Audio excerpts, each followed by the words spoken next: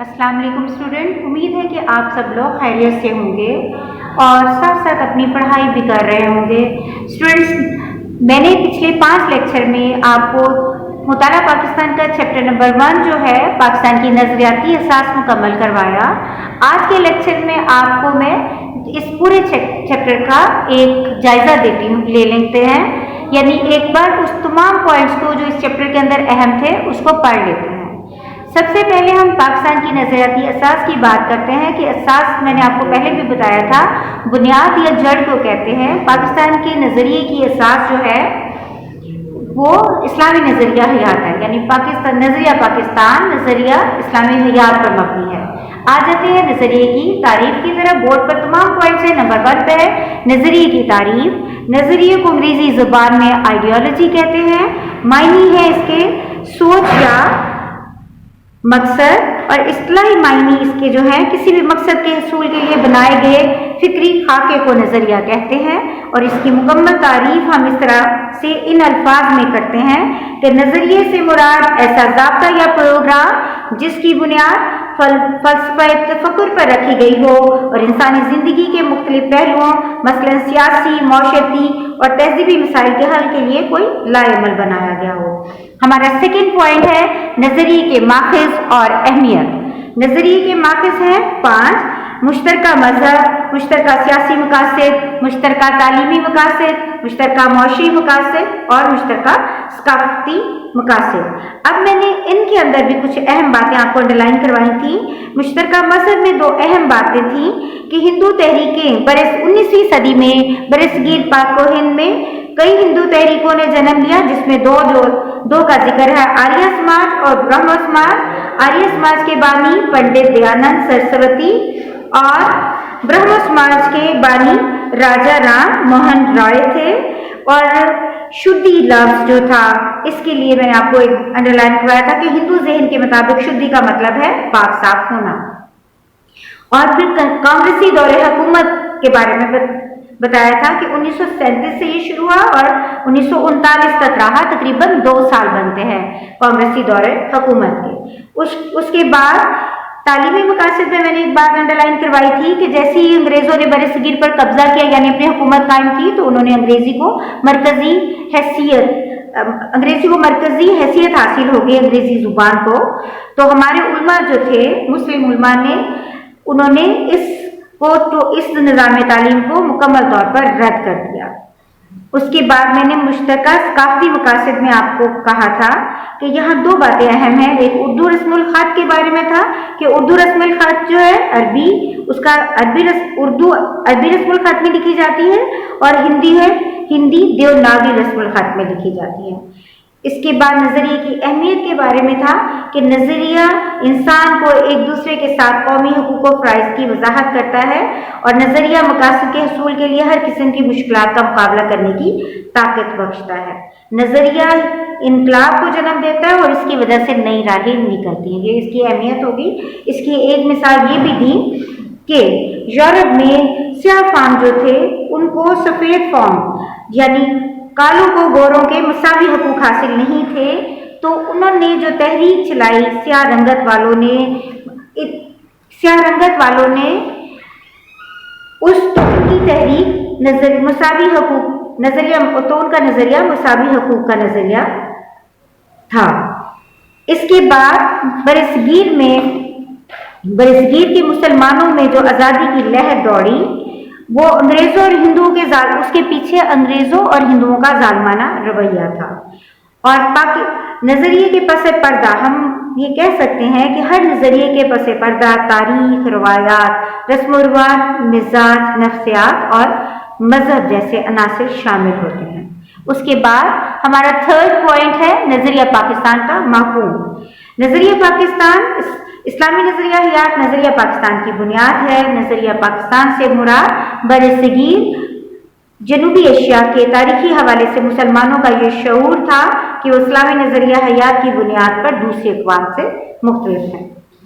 उसके बाद पाकिस्तान हासिल करना इसलिए ज़रूरी था ताकि वहाँ हम इस्लाम के असूलों के मुताबिक ज़िंदगी गुजार सकें। नजरिया पाकिस्तान से मुराद एक ऐसा अलग खित्ता जमीन का हसूल है जिसमें मुसलमान बर सगीर कुरान सुन्नत की रोशनी में इस्लामी कदरों और नजरियात को महफूज कर सकें, अपनी जिंदगियां इस्लाम के असूलों के तहत गुजार सकें। ये तो हो गया नजरिया पाकिस्तान का मफ़हूम। हमारा 4th पॉइंट है, बोर्ड पे आपको दिखाई दे रहा है।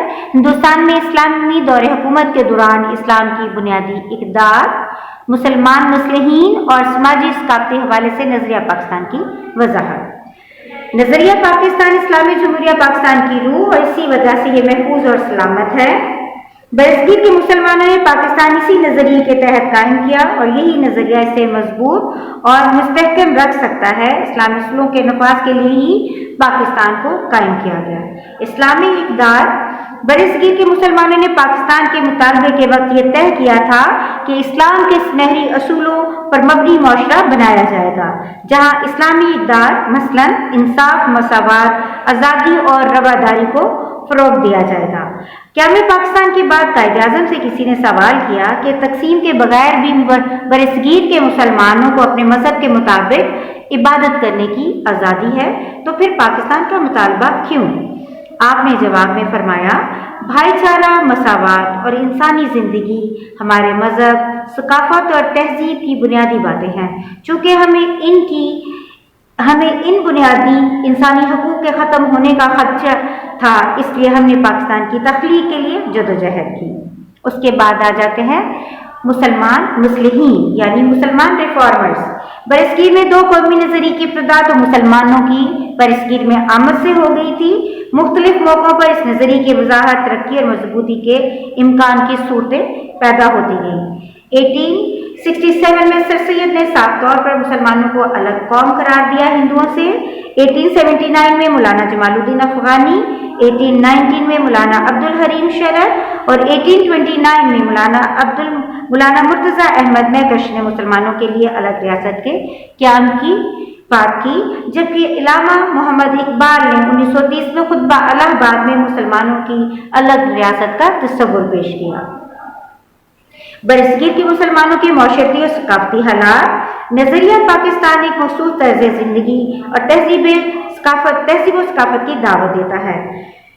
ऐसे तमाम तरीके जो इस्लामी तालीमात के खिलाफ नहीं थे, वो यहाँ के मुसलमानों का सकाफती विरसा था और आज भी है। बरसगीर में दूसरी कौमों के साथ रहकर मुसलमानों ने इस्लाम की सकाफती इक़दार का तहफ़्फ़ुज़ किया।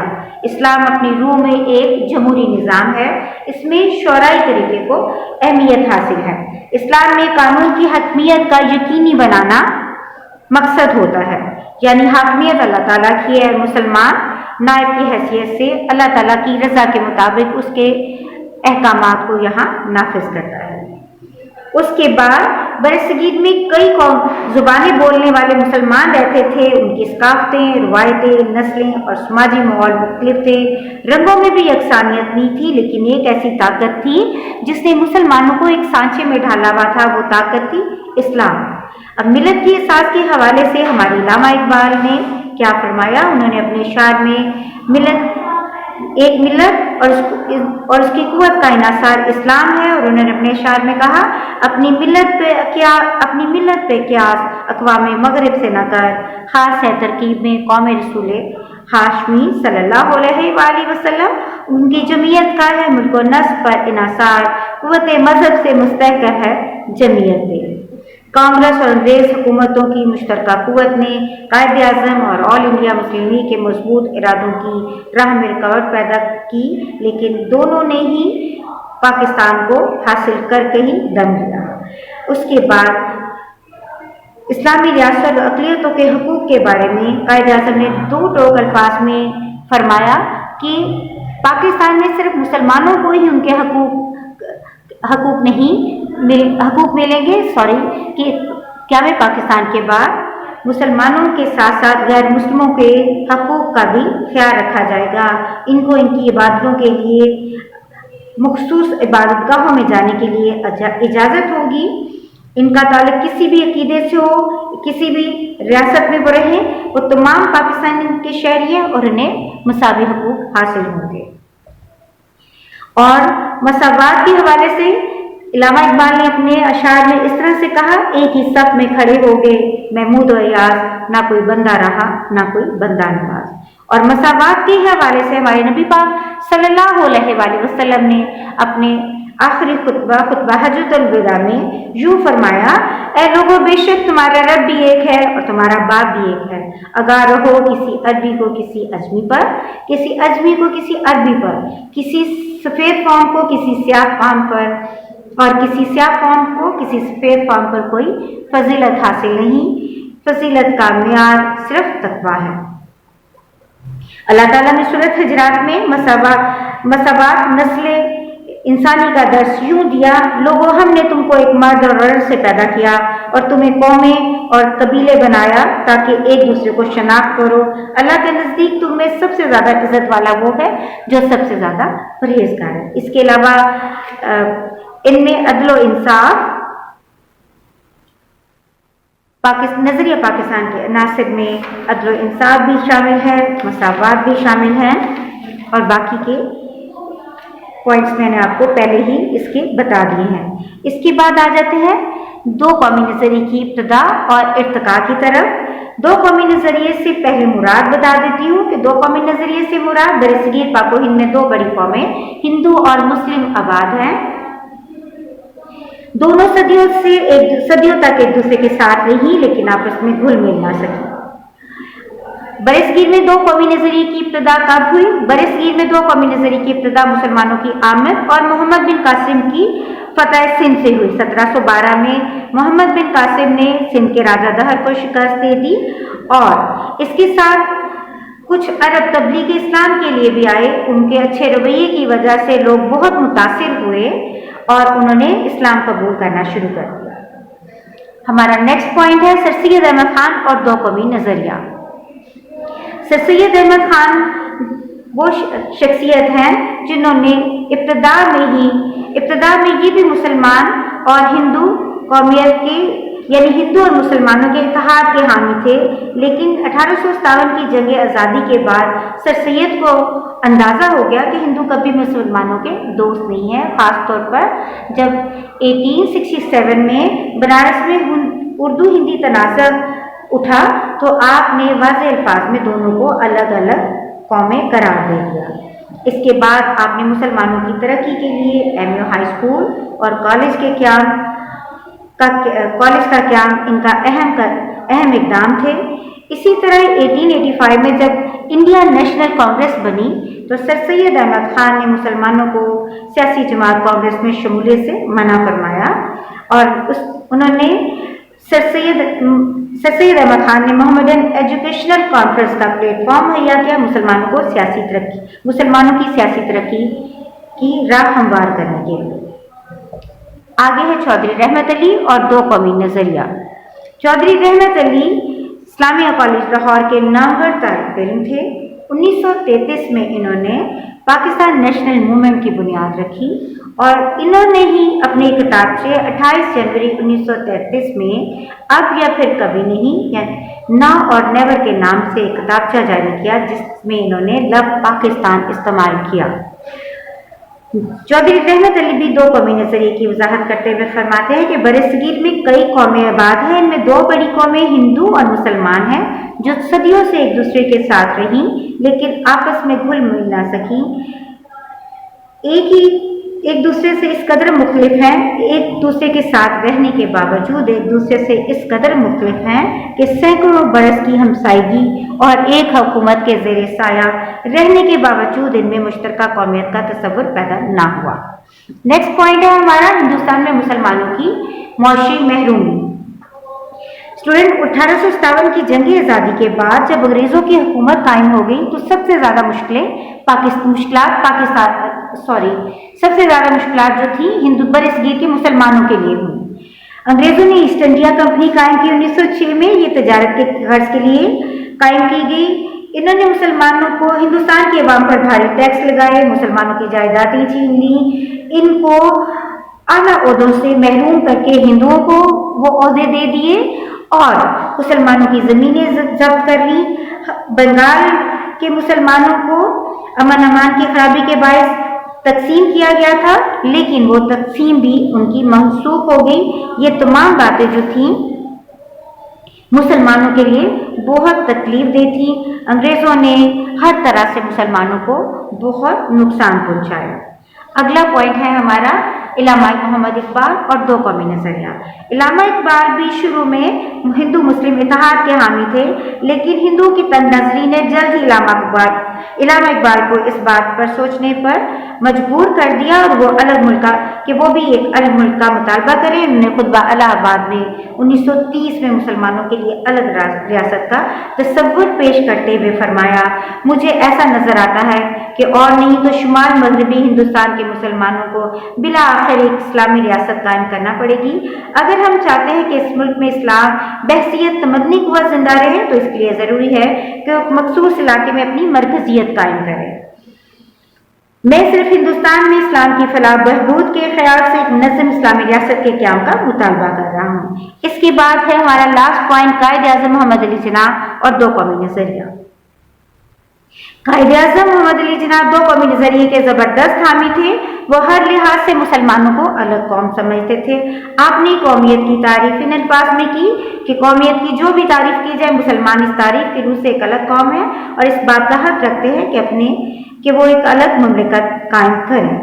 اس کے بعد جب قرارداد لاہور 23 مارچ 1940 کو پیش کی تو خطبہ صدارت میں آپ نے فرمایا کہ ہندو اور مسلمان دو علیحدہ مذاہب سے تعلق رکھتے ہیں جو مختلف عقائد پر قائم ہیں اور مختلف نظریات کی عکاسی کرتے ہیں۔ دونوں اقوام کے ہیروز، رزمیہ، کہانیاں اور واقعات ایک دوسرے سے مختلف ہیں، لہذا دونوں قوموں کے ایک لڑی میں پرونے کا مقصد برصغیر کی تباہی ہے، کیونکہ یہ برابری کی سطح پہ نہیں بلکہ اقلیت اور اکثریت کے روپ میں موجود ہے۔ برطانوی حکومت کے لیے بہتر ہوگا کہ ان دونوں قوموں کے مفادات کو مد نظر رکھتے ہوئے برصغیر کی تقسیم کریں، جو کہ تاریخی اور مذہبی لحاظ سے ایک صحیح قدم ہوگا۔ اسی طرح پاکستان بننے کے بعد آپ نے فرمایا کہ ہمیں پنجابی، سندھی، بلوچی اور پٹھان کے جھگڑوں سے بالاتر ہو کر سوچنا چاہیے۔ ہم صرف اور صرف پاکستانی ہیں۔ اب ہمارا فرض ہے کہ پاکستانی بن کر زندگی گزارے۔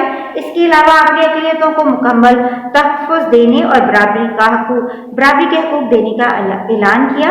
یہ اسلام کی بنیادی تعلیم ہے۔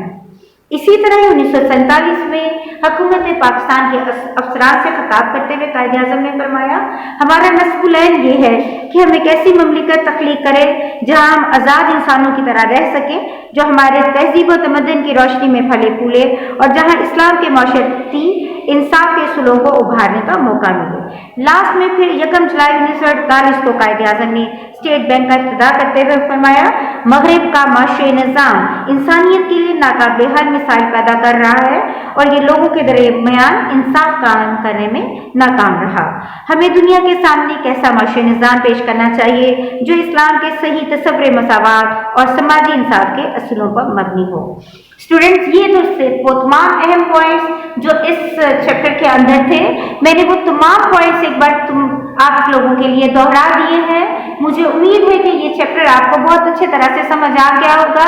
ایکسرسائز میں نے آپ کو ساتھ اس سے پہلے بھی مکمل کروا دی تھی اور اب مجھے امید ہے کہ آپ یہ جتنے شارٹ کویشچن تھے اس چیپٹر کے اندر پر پاسبل تھے وہ تمام میں نے انڈر لائن کروائے ہیں۔ انڈر لائن کی ہوئی چیزوں کو آپ نے یاد کرنا ہے، نہ صرف انہیں بلکہ پورا پیراگراف یاد کرنا ہے۔ جو چیز انڈر لائن کروائی ہے وہ صرف اس لیے کہ وہ شارٹ کویشچن اور MCQs کے لحاظ سے امپورٹنٹ ہے، آپ لوگوں کو یاد رہے اس لیے اسے ہائی لائٹ کروایا میں نے۔ باقی اپنے چیپٹر کو بہت اچھی طرح سے پریپیئر کریے، بہت اچھی طرح سے یاد کیجیے اور بچوں میں آپ کو کہوں گی کہ آپ تمام کویشچنس کو لکھیے، یاد کریں اور لکھ کے اس کی پریکٹس کریں، کیونکہ جو لکھا ہوا ہے وہ کبھی نہیں بھولتا اور ہمیشہ یاد رہتا ہے۔ مجھے امید ہے کہ آپ اس کو ضرور فالو کریں گے اور اپنی کاپیز پر تمام کویشچنس کو لکھیں گے۔ یہ اپنا ہوم ورک ہی سمجھیے، تمام شارٹ کویشچنس اور لانگ کویشچنس کو آپ اپنی کاپیز پہ لکھیے گا۔ یہ تھا میرا آج کا لیکچر۔ اللہ حافظ۔